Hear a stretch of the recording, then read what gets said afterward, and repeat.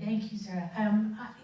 So as at the event last night, I mentioned the fact that you know, my grandfather had written a sort of family memoir in the 1970s that for my sister and me, not for publication, and it covers sort of 1928 to 46. So that gave me some sort of sense of the background of things. And then, you know, there was a huge amount of research of various kinds in preparing, but also letters. There were a lot of family letters, and for example, so just from the section that and it's always, you know, you just make stuff up. That's what you get to do if you write fiction. You just get to make some stuff up, which is. But I did want, so I did want to make up stuff within the parameters of the, not necessarily the real, but certainly the possible. You know, that was a constraint. But just about the section that I read, so I have all the letters that, my father was a Fulbright scholar at Amherst in 52, 53. He came from France, was early in the Fulbright scholarship days, and I have none of the letters he sent home, but all the letters that they sent to him. So those he had saved, and so I read those, and I had some sense of things, you know, what was going on in a day-to-day way, and also in a bigger way. And for example, I can tell you that they were not thinking about the possibility, you know, the white colonials were not thinking, or those ones were not thinking one bit about what might actually be going on around them, or might be, you know, might be about to come, and or certainly, you know, the young ones weren't.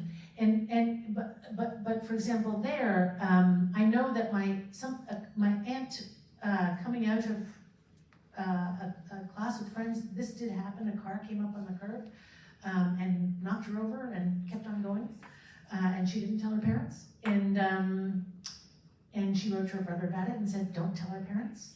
And I know also, just because it's a simple matter of fact, my aunt never spoke of it, that she was from age 12 in the same class at school with Zora Drift, who would go on to be one of the most important terrorists at the FLN, and they both started in the law faculty in the same year.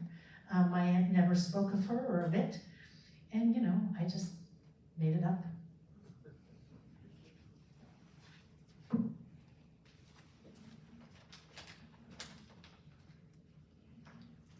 Thank you for really, really engaging readings. I hope this question makes sense. One of the things I noticed about all three of your works were really lavish details, whether it's intricate details about the description of a dress or urine running down a mountain or whatever. And I'm really curious how you think about details, what details to include. Do they just come out as you're watching what's happening unfold, or is it more conscious? Do you put them in, take them out, just anything? I'm only starting because the microphone just happened to be here. Yeah, I don't know. I mean, sometimes I think you have an encounter with your unconscious when you're writing, and things come up. And when I'm deep into the state of mind that does have trance-like features when I'm writing well, which is a very special engagement you want to sustain and perpetuate. I know what details to include, and when I'm not in that state, I have more technical problems with writing. I'm stuck on details that I wrote down in a notebook. I thought they were really neat, but suddenly when I'm in that state, I would never need to look at a notebook to remember what something should look like. It's like it's all right there in front of me in the cadence of the speech, and the exact one simple detail that you want, to the exclusion of all the others that you could choose, is all there, and it's no longer arbitrary. Yeah, I couldn't agree more with that. I think that sort of, for me, it's, you know, I'm always looking for like specificity and how to make prose for lack of a better word, buoyant, and how to propel things forward and sustain that engine, and that doesn't necessarily have to be event specific, situation specific, plot, right? It can also be in sort of in how you're describing something. Like I'm sort of thinking about, again, like forward motion always, and so part of that is thinking about like which details to choose to accentuate that. Oh, I just wanted to add quickly that, so that expression making beer for pissing, I did actually steal that from the writer Nani Balestrini in this phenomenal novel, We Want Everything. His narrator, who speaks in the first person for the first half of the book, describes going through the process of interviewing for an unskilled position on the factory floor at Fiat, being part of this great migration of people who came from the South. And they have to take a urine test. In order to take the urine test, they're given a bunch of beer. And then they're making beer, they're all pissing in this room, and the whole thing is just unbelievably funny and also upsetting because they're being treated like draft horses, basically. So I stole that. I'm reminded that at university in England, it was the first time I went to graduate school, and somebody said, you don't drink beer, you borrow it. So, which is a sort of similar, yeah. But it is such a good question, and I think these guys have answered it, but have answered it so well. I mean, I was, in the back of my mind is sort of Flaubert in detail. I think there is some sort of, I think every writer is different, but for me there is some sort of all senses. I don't play video games, but there's like an all senses video game in my head that I'm trying to convey to the world what it's like. And it's not as though it doesn't feel as though I'm inventing it. It feels as though it's there and I'm trying to somehow convey it. And then, you can't have 40 details because who would read them? But there certainly is, I think there certainly is a gamut, right, between my son, he's 20 and he'd just like to live in the Apple store. And I feel like in our house there are like piles of books and like everywhere, and he hates it. But I feel like, but in prose terms, there's the gamut between like the Apple store and my house.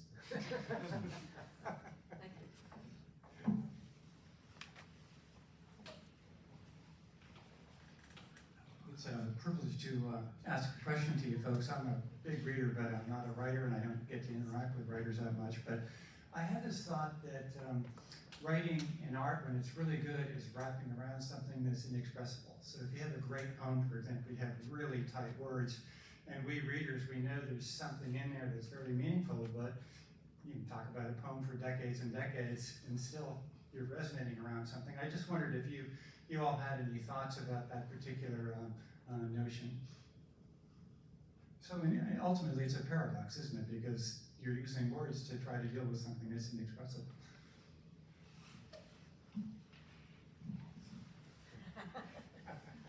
I actually talked, I don't know if this is going to answer your question, but it just made me think of something that I mentioned in I taught a sort of guest craft class a few days ago here.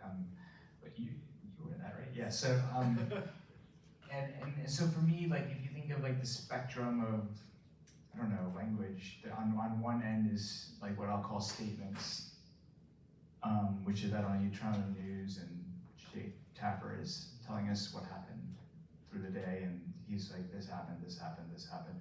So that's sort of that's one end of the spectrum, and then on the other end is something called, evocation, right? Which is sort of, for me, more perhaps in the realm of poetry, where you were saying, you can read a poem and study it for years and may not be able to pinpoint exactly that core, but yet there's the great pleasure in that attempt and living in it, right?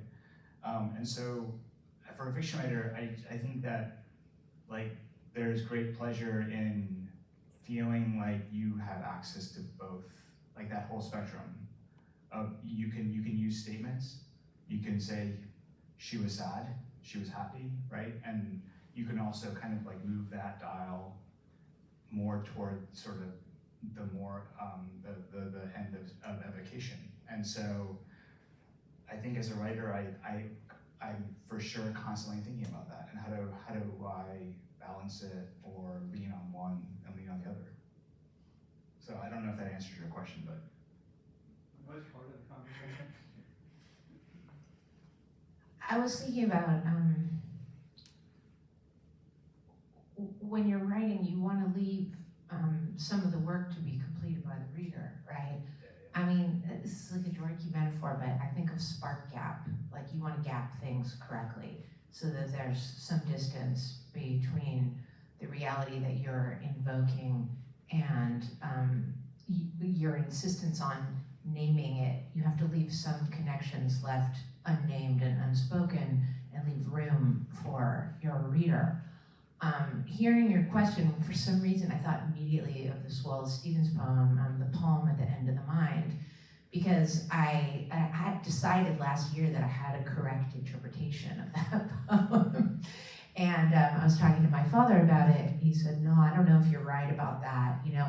And then it was because it served my purposes of my uses. I had this column in Harper's, and I wrote one, and I gave it that title, and it was really about what people imagine in terms of where the border lies between the end of cognition and the beginning of a different cognition entirely. And that other cognition can be after death, or it could be a different culture entirely, because I was writing about the Sentinelese people who are considered the last uncontacted tribe in the world, and the way that they kind of exist in the mind of a Westerner, like a sort of very disturbing petting zoo, and seeing of Wallace Stevens. But then, listening to Paul, I was thinking, you know, you write wanting to be understood. So maybe my interpretation of Wallace Stevens is completely wrong, because I think there could be a wrong interpretation by a reader of my own books. It's not like it's just open, you know.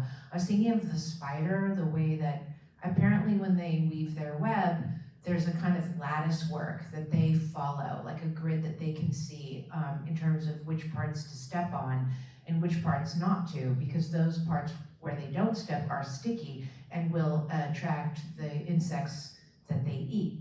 And I think, like with a novel, you cannot presume that you will be read correctly by every single reader. You weave a web for your reader who knows where to step and knows what this thing is. I don't know if you guys agree with that. I really like that. You know what? Yes, I agree.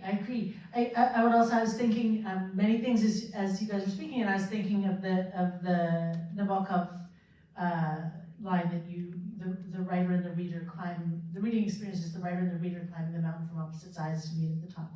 And I think one of the things that, you know, when I get on my little soapbox about reading versus visual culture, that balance between direction and openness, right? The fact of slippage in language, right? Our language is entirely personal to us in connotation and in subtext, if not in denotation. So that if I say to you, I tell you a story about my sister and write a story about a sister and a family, those are words. When I write sister, I mean one thing. Each of us has our own idea of sister. Each of us has our own idea of family. Each of us has our own idea of love. What you're trying to do is have something within parameters, right? Like that somebody can't interpret it over there, but you're still part of the joy of it as a writer and a reader both, is that there is this range in which when I read a novel, it becomes entirely personal to me. It's my novel. It's my, you know, like that's my Middlemarch. That's my Mrs. Dalloway. You know, that's my 100 Years of Solitude. And you can sit around and talk, and there's this overlap. There's a massive overlap, but there are these things that are very particular. And it's why films are frustrating sometimes if you've read the book beforehand. But I think just to go back to the question of poetry, I think also, you know, we were talking last night about how fiction asks questions rather than answering them. And I think, you know, the over-determinedness of everything, that's what life is. And that's what fiction tries to convey, right? Is, do I throw a party for you, birthday party because I love you? Yes. Do I throw a birthday party so you'll think I'm a nice person? Yes. Do I throw a birthday party because I like your friends and want them to be there? Yes. You know, there are lots of reasons. Do I throw a birthday party so that later you will throw me a birthday party? Yes, right? So like all of those are reasons and they're all in there. And anything, you know, sort of analytical essay that would explain this is, you know, because you wanted to be liked was the reason you threw the birthday party, it only gets at one. And the point about fiction is that it's trying to get at all 20 of them. And that's part of why you can circle around for years and years and not be finished.